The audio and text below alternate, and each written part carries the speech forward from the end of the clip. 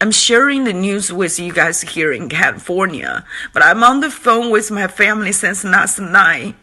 They're in Hubei. That's where I'm from. And some of my families are doctors who are working in the hospital right now. The whole city, all the hospitals are full, and some of the medical supplies are running out. It's really dangerous working environment. And I'm terribly worried about all my families and friends.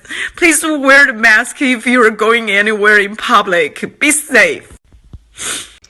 Hey, shalom, shalom. Hey, first and foremost, I want to give all praises, glory, and honor to Yahweh, Ba'ashem, Yahweh Shai, Ba'ashem, Rakak Kodash.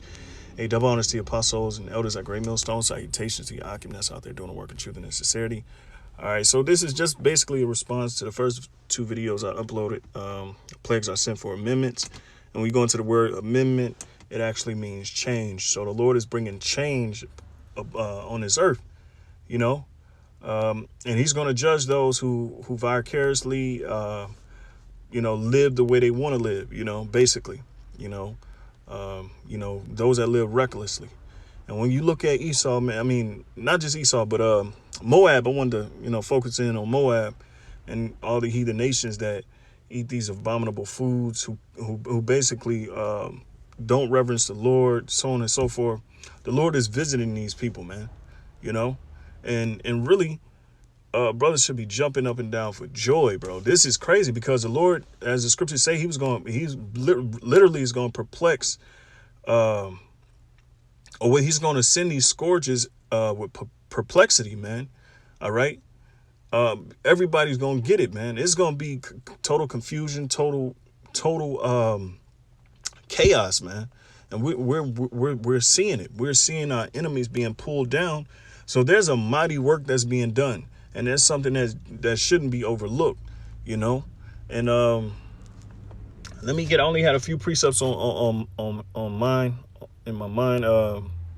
So I'm gonna grab them, and Lord willing, this is edifying.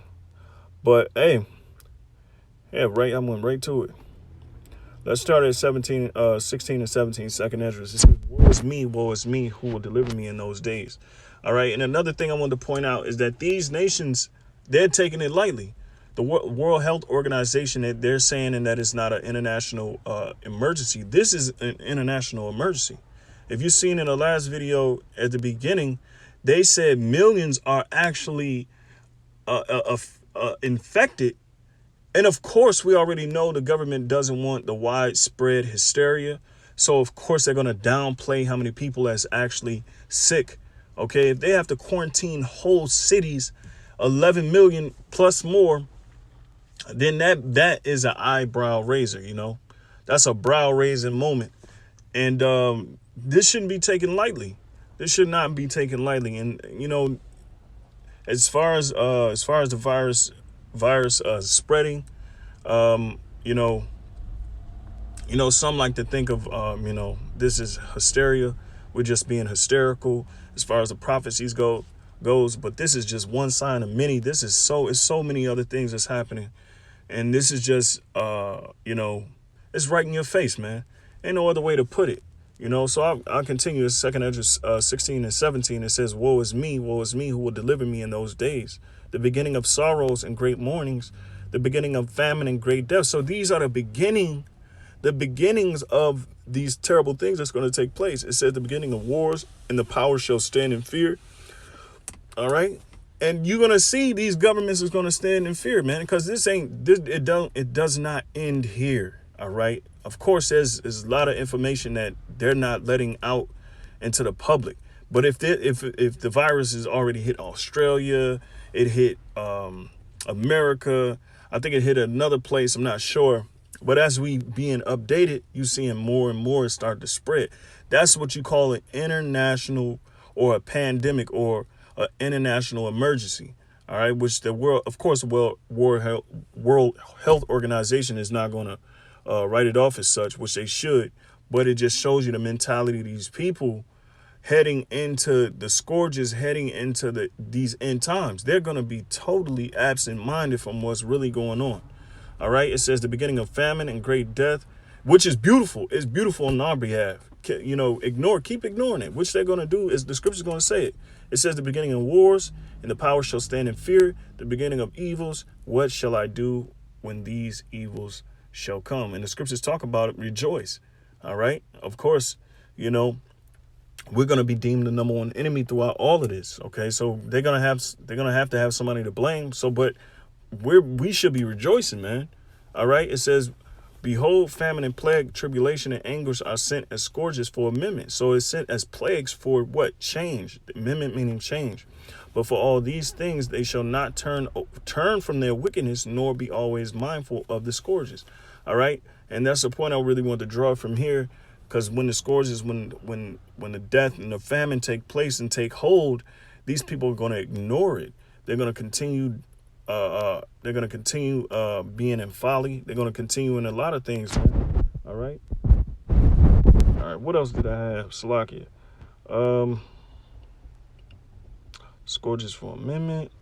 Of course, we know 2 Ezra 9:1.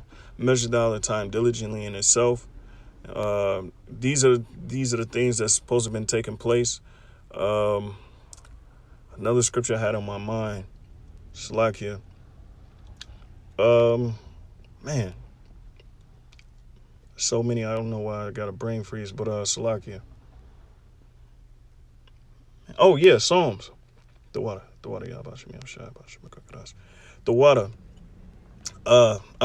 Psalms.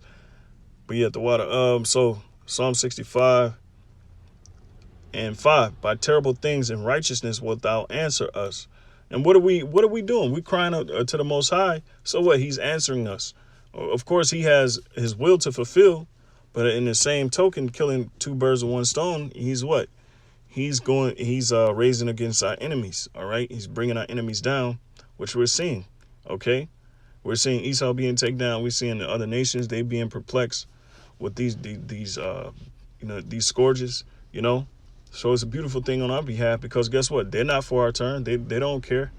They want to continue to see us suffer in these ghettos and ultimately annihilated by these traps that they set up for us to be consumed by. But the Lord said Jacob shall not be consumed, nor shall our faces wax pale.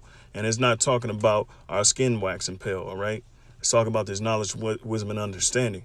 The Lord is going to put his glory. He's going to be glorified through us. All right. It says our power of our salvation, who art the confidence of all the ends of the earth. All right. And of them that are far off upon the sea. All right. So the point here is, by terrible things and righteousness will the Lord answer us. All right. They also that dwell in the uttermost, verse 8, they that also dwell in the uttermost parts are afraid of thy tokens. Thou makest the outgoings of the morning and the evening to rejoice. All right. So the point here is those that be in the uttermost parts of the world, basically scattered throughout the four corners of the earth. They're going to be afraid of his signs, those tokens. And this is one of the signs. All right. In fact, in post-production, I'm going to put this video of this Moabite woman crying. I was supposed to did it in the last one, But this thing is serious, just like a lot of other things. It's going to be serious, man. This just don't end here and then, it's the end of the world. This is it.